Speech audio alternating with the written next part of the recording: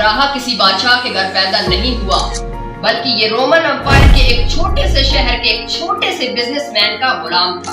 اصل میں مسئلہ یہ تھا کہ یمن اور حبشہ کی لڑائی کافی عرصے سے چل رہی تھی، کیونکہ اس وقت یمن میں یہودی رہتے تھے اور حبشہ میں سارے عیسائی رہتے تھے۔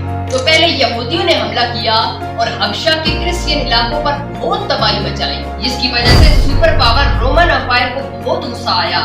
تب بھی کرسچینز ہی رومن امپائر تھے، تو رومن امپائر نے حبشہ میں اپنے کرسچین بھائیوں کی مدد کے لیے یمن میں یہودیوں کی سلطنت ہمیشہ کے لیے ختم کر دی، اور اس کام کے لیے انہوں نے اپنے ایک غلام کو بھیجا جس کا نام تھا ابراہا، جو 1 لاکھ کا لشکر لے کر گیا اور یہودیوں کی تباہی مچا دی۔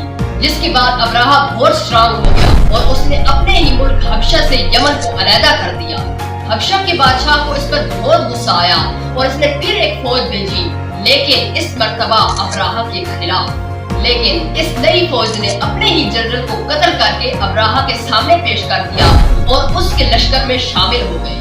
اس کے بعد ابراہا پورے عرب کا سب سے اسٹرانگ بادشاہ بن گیا اور پورے عرب میں اس کا روب و دبدبہ پھیل گیا، سوائے ایک چیز، ہر سال پورے عرب سے لوگ مکہ مکرمہ میں کعبہ کے طواف کے لیے جایا کرتے تھے۔ تو ابراہا نے سوچا اس میں کون سی بڑی بات ہے، ہم بھی ایک بنا لیتے ہیں۔ تو اس نے یمن کی کیپٹل میں ایک عالی شان چرچ بنوایا، جس کو اس نے پورے دنیا کے سب سے قیمتی ہیرے اور جواہرات سے بھر دیا۔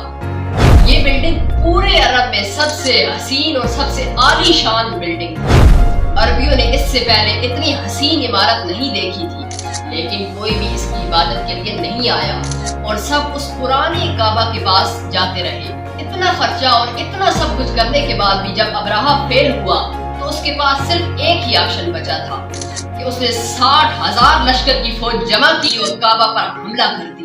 عربیوں کو پتا تھا کہ وہ ان کا مقابلہ نہیں کر سکتے۔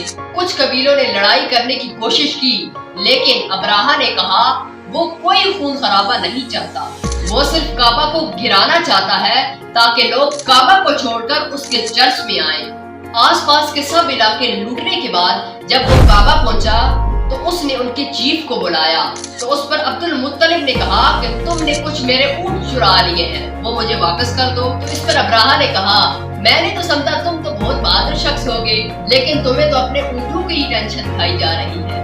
اس پر عبد المطلب نے کہا کہ میں تو صرف اپنے ہی اونٹوں کا مالک ہوں، اس گھر کا جو مالک ہے وہ خود جانے اور تم جانو، لیکن اتنا میں بتا دوں کہ آج تک اس گھر کو کوئی بھی نقصان نہیں پہنچا سکا۔